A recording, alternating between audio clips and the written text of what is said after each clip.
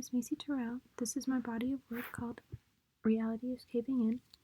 Throughout my work, I've been looking at the history of frames and combining that with my own ideas of what a frame can symbolize and using those meanings to create my work. I'm interested in the frame being in conversation with the artwork and bringing awareness to the issues the work is framing. Traditionally in art history, a painting's frame hadn't really been the main point of intrigue when looking at a work of art. It was often seen as a place where the artwork ends. The most prominent use of the frame was to separate the painting from the wall. These roles that frames have played have influenced my work. These two quotes I pulled from my research both discuss how the frame limits what a viewer is to consider, how without the frame the artwork spills off the canvas. The frame creates an isolated space for the work and creates a barrier from the outside world or the reality that's occurring around it. In my work, I tried to merge the frame with paintings so there is no separation between them. They come together to create a story, working them in a way so that the frame adds to the concepts that I'm dealing with. In my work in this exhibition, I use techniques that are similar to both the artists that I will mention in the next two slides. The first artist is John Marin. In his painting, Sailboat, Brooklyn Bridge, New York Skyline, we see the dotted line along the frame, which are some of the colors used in the painting, which brings the artwork in the frames onto it. He does this for all his work in some way, subtly altering the frames so they flow with the work inside. Another artist that has been a great influence on my work is Rene Magritte. In his paintings, he has often included paintings on easels and paintings in picture frames. The use of an image within an image is something I use a lot in my work, and in Magritte's painting, The Human Condition, we see this merging of painting and reality. Interaction is something that I was focused on when creating this project, how I can make the frame interact with what's inside of it, and what different ways I can use the frame to create different interactions. These next two artists have been able to do that in very different ways with two different mediums. Yusuke Kamada uses frames in a sculptural way, creating large installations. His work attempts to free the art rather than how painters use them as a container. He's also looking at what different angles a frame can be viewed from. In his piece, Deconstruction Atlas, we can see this idea of displaying and distorting frames to create a new perspective, opposing the idea that frames need to be viewed in one way. In this piece by Tim O'Brien, he uses realistic imagery to create a three-dimensional effect similar to an optical illusion. It would appear as though we are looking at the water in the ship spilling out of the picture frame, creating a new way the painting is interacting with the frame, but also with the audience because it's so realistic.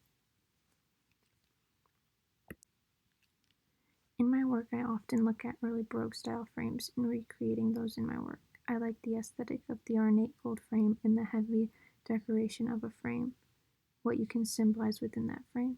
With this influence, I'm interested in creating imagery within the frame to create a narrative. In early Baroque frames, there was often a focus on leafy or ribbon patterns. Slowly, with influence from ancient Greece and Rome, we began to see more individualism within the patterns that were appearing within the frames. These frames were the most influential in this body of work. I often use the frames as a symbol of safety and protection from various different destructive forces. The frame becomes a protective barrier, keeping what I know safe inside. The idea of a safe space and creating a comfort zone for oneself is something I use frames to portray in my art and have continued to do in this body of work. Using these concepts as a starting point, my work involves my anxieties beginning to take over the imagery in the frame and making their way inside of the safe space the portrait has created. Or the frame is acting as a protective barrier, keeping what's inside of it safe from the destruction that is occurring around it. Looking at my body of work in this exhibition, half are paintings. In these paintings, I'll use the frame to separate part of the landscape from the rest. The frame is protecting the landscape inside from the destruction that is occurring to the rest of it, outside. The destructions being wildfire pollution, time, and neglect. In this body of work, I began using a medium that's new to me, which is paper clay. In this piece, I focus on climate change, specifically wildfires. With the paper clay, I created a smoky tree landscape, and this portrait inside is screaming in response to what is starting to take over the frame around her and what is starting to take over her own space. The next paper clay piece is looking at my fear of interaction in public speaking. In the paper clay frame, we see 10 faces looking in at the portrait that's inside. The portrait inside looks nervously around as if she's noticing the faces that are looking back at her. The next piece in this body of work looks at the fear of my safe space being broken down. The idea that you are either growing out of your protective bubble or maybe someone else is breaking it down, and the fear of that protection that the frame provides no longer being there while she's trying to hold it together.